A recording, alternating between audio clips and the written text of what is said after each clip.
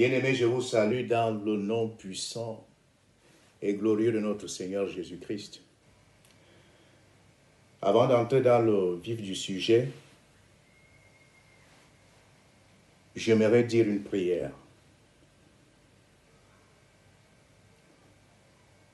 Père, nous te disons merci, Seigneur, pour ta parole que nous allons partager avec mes bien-aimés. Et je te prie, Seigneur, afin que tu nous bénisses.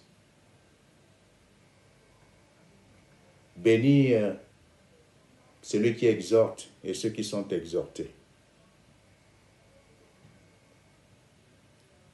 Père, nous avons besoin de toi. Seigneur, car sans toi, nous ne pouvons rien. Seigneur, prends contrôle par ton Esprit Saint qui nous conduit dans toute la vérité. Une fois de plus, merci Père, par Jésus-Christ, nous avons ainsi prié. Amen. Quel plaisir pour moi de vous retrouver sur les réseaux sociaux. Comme vous le savez, notre thématique du mois porte sur la famille.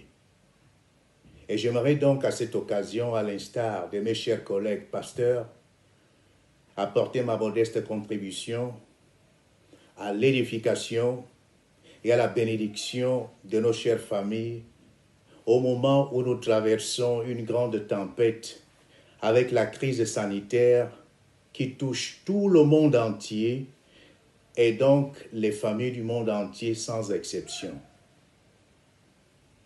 Et pour les familles qui ont leurs membres malades à la maison ou à l'hôpital à cause du Covid-19, puisse le Seigneur leur apporter consolation et force au milieu de cette épreuve.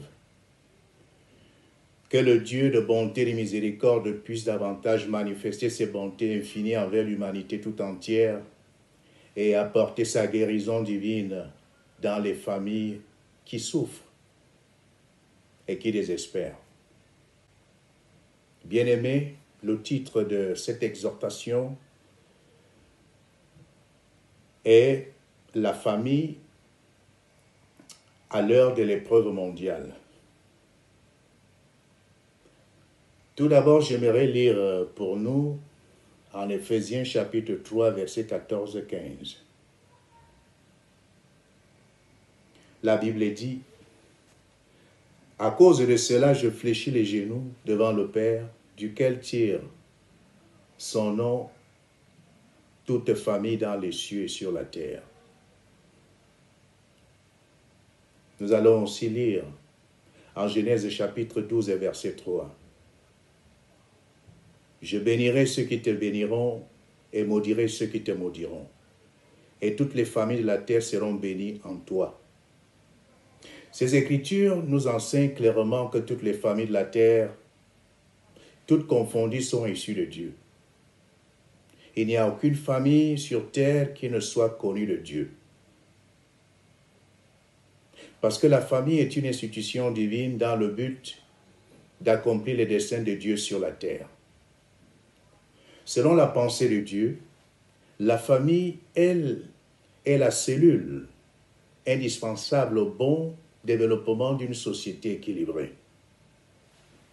Par ces temps de crise sanitaire, force est de constater que toutes les familles de la terre, chrétiennes ou pas, que nous le voulions ou non, se retrouvent toutes dans une même barque faisant face à la tempête meurtrière qui souffle actuellement sur le monde où personne n'est épargné et devant laquelle nul ne semble détenir la solution. Mais pour nous, les familles qui se réclament de Dieu, qui sont disciples de Jésus-Christ,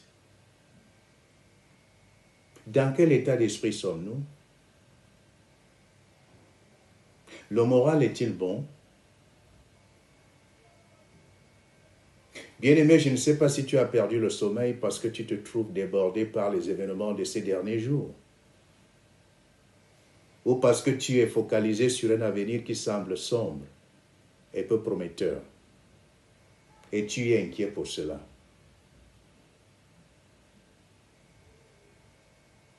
J'aimerais que nous lisions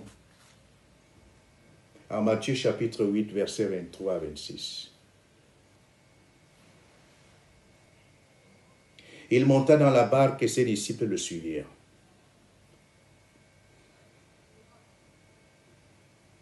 Et voici, il s'éleva sur la mer une tempête, que la barque était couverte par les flots. Et lui, il dormait. Les disciples s'étant approchés, le réveillèrent et dirent, « Seigneur, sauve-nous, nous périssons. » Il leur dit, « Pourquoi avez-vous peur, gens de peu de foi ?»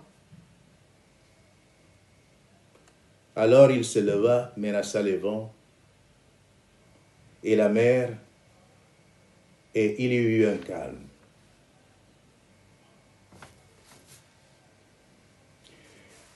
Je nous exhorte de ne rien craindre. Les disciples de Jésus avaient aussi traversé une grave crise à leur époque.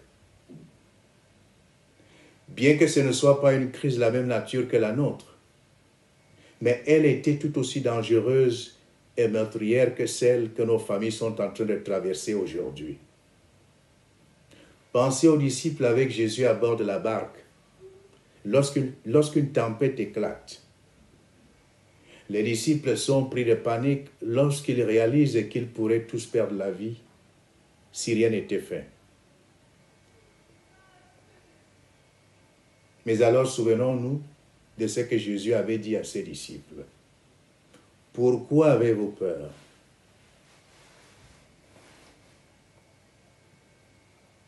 Ici, je crois que le Seigneur voudrait nous enseigner quelque chose. Le Seigneur voudrait nous enseigner que la peur est une émotion qui nous affecte et affecte surtout notre foi. Certains experts en la matière même nous disent que la peur a aussi des effets négatifs sur notre santé physique. Elle affaiblit notre système immunitaire et nous rend vulnérables face aux maladies et aux agressions extérieures.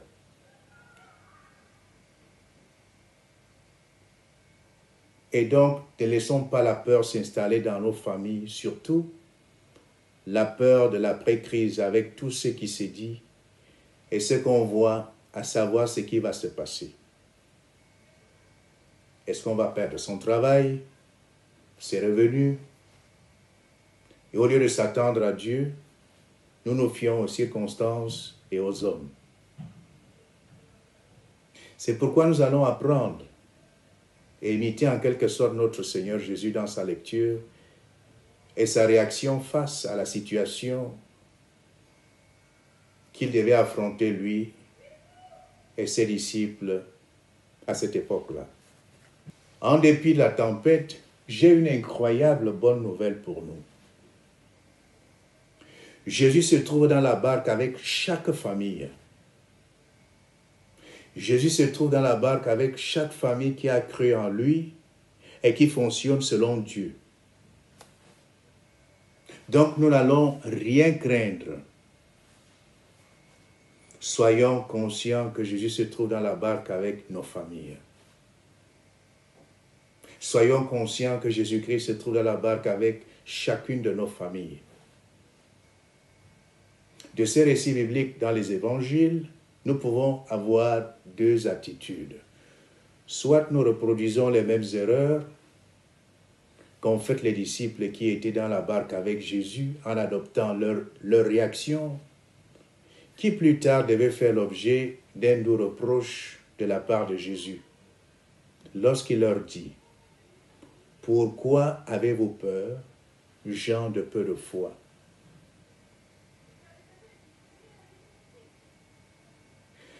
Soit alors nous faisons comme le maître. La Bible nous dit que Jésus dormait paisiblement.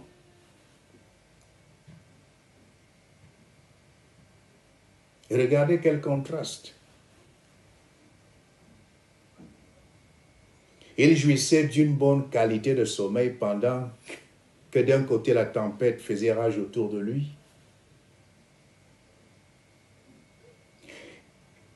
Et de l'autre côté, les disciples, apeurés et paniqués, le suppliaient de faire quelque chose. Pour vous imaginer un peu la scène, bien-aimés. Lorsque nos familles reposent en Jésus et lui appartiennent, nous pouvons dormir tranquillement. 3 des points importants que nous devons faire en ce moment de crise où nous sommes confinés. Le premier point, c'est garder les yeux fixés sur Jésus.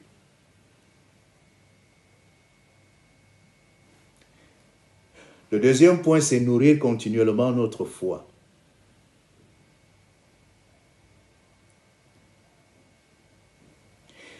La troisième chose que nous devons faire, c'est opérer des changements et des corrections nécessaires dans certains aspects de nos vies et au sein de nos familles. Profitons au maximum de notre confinement. Rendons notre confinement en quelque sorte productif, surtout du point de vue spirituel et moral. Le premier point qui nous concerne ici est celui de garder nos yeux fixés sur Jésus. Nous devons garder nos yeux fixés sur Jésus. Ne nous focalisons pas sur notre situation, quand bien même celle-ci nous paraîtrait insurmontable. Dieu est plus grand que n'importe quelle tempête. Je répète, Dieu est plus grand que n'importe quelle tempête. Plus que de s'inquiéter quand on ne peut pas changer notre situation, il n'y a pas d'autre alternative que de porter notre regard sur Dieu et d'espérer en lui et en lui seul. Romains chapitre 10, verset 11. L'autre bonne nouvelle est que Dieu a pouvoir et autorité sur chaque tempête de la vie.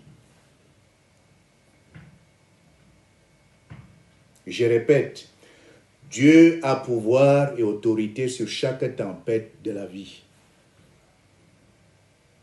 Par conséquent, faisons-lui entièrement confiance, quelle que soit la tempête.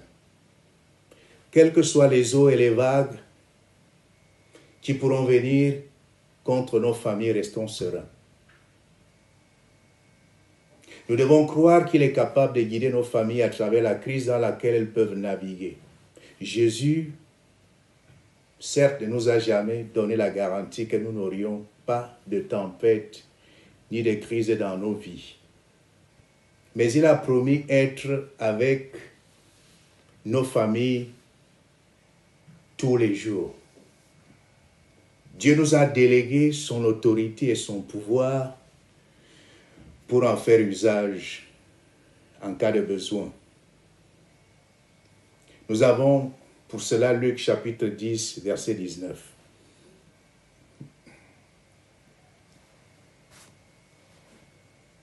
Le second point, c'est nourrir continuellement notre foi pour la garder en tout temps. La question que j'aimerais nous poser est la suivante. Quelqu'un dans ces circonstances a-t-il perdu sa foi? Je nous rappelle que la Bible dit dans Hébreux chapitre 11, verset 6, que sans la foi, il est impossible d'agréer à Dieu.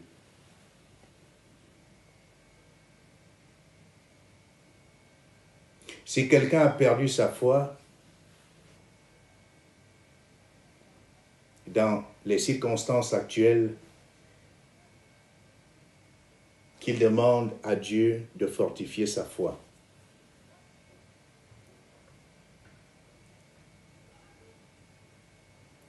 La foi est un moyen qui nous fait rentrer de plein droit dans les promesses et la protection divine. Nous devons la fortifier pour cela. Je nous rappelle tout simplement ce que nous connaissons déjà. Nous avons besoin de rester connectés constamment à Dieu. Nous avons besoin de lire, de partager et de méditer la parole de Dieu en famille. En famille.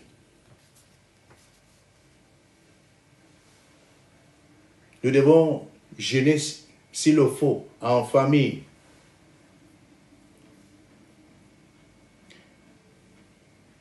De continuer dans l'esprit de service pour les différents membres de la famille, prendre soin des uns et des autres, dans l'amour. Surtout prier en famille. Parce que la Bible dit que la prière fervente du juste a une grande efficacité. Et surtout, que l'esprit d'équipe règne parmi nos familles.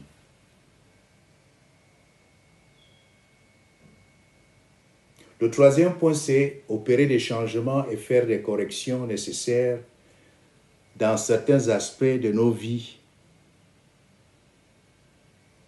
et dans nos familles. Je nous invite à lire Jean chapitre 2, versets 1 à 12. Je sais que nous avons entendu plusieurs prêches sur ce récit biblique. J'aimerais tout simplement m'arrêter sur le mot « changer ». C'est le mot clé, c'est la parole clé qui nous importe ici, qui nous importe en ce moment, dans notre cas.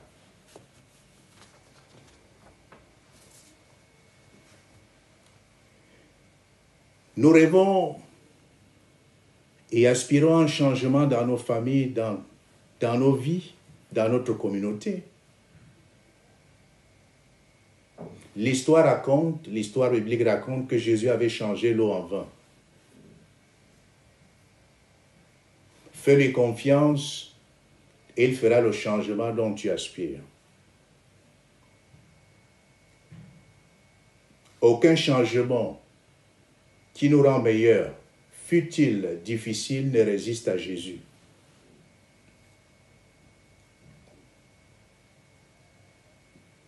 Nous pouvons également noter Genèse chapitre 1, versets 1 à 2, que nous n'allons pas lire ici. Vous pouvez le lire à la maison, si vous le voulez, bien-aimés. Telle était notre condition spirituelle avant notre nouvelle naissance.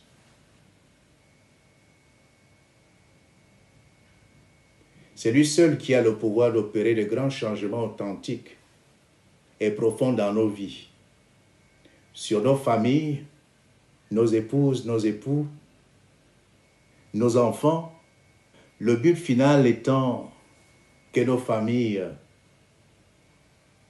soient réellement en bénédiction à la grande famille de Dieu qui, elle aussi, est dans cet élan de transformation dans les mains de notre Seigneur Jésus-Christ.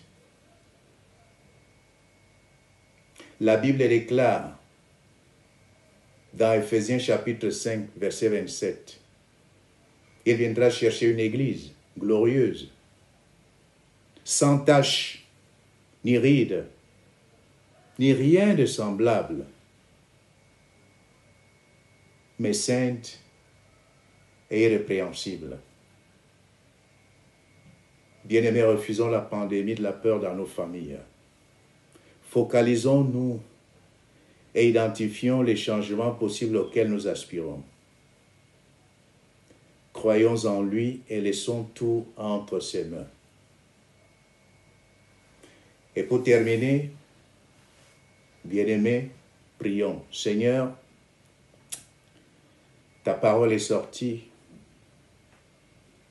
et nous voulons, Seigneur, te remercier pour cela. Et du coup, Seigneur, nous te prions de nous aider à garder nos yeux posés sur toi, quelle que soit la tempête. Seigneur, quelle que soit la tempête, nous voulons garder notre foi. Quelle que soit la tempête, Seigneur, Père, nous voulons que tu viennes opérer de grands changements dans nos familles, dans nos vies, dans nos communautés, Seigneur. Des changements qui glorifient ton nom. Car tu as dit dans ta parole,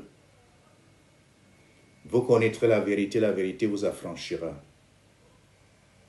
Et si le Fils vous affranchit, vous serez véritablement libre, Seigneur.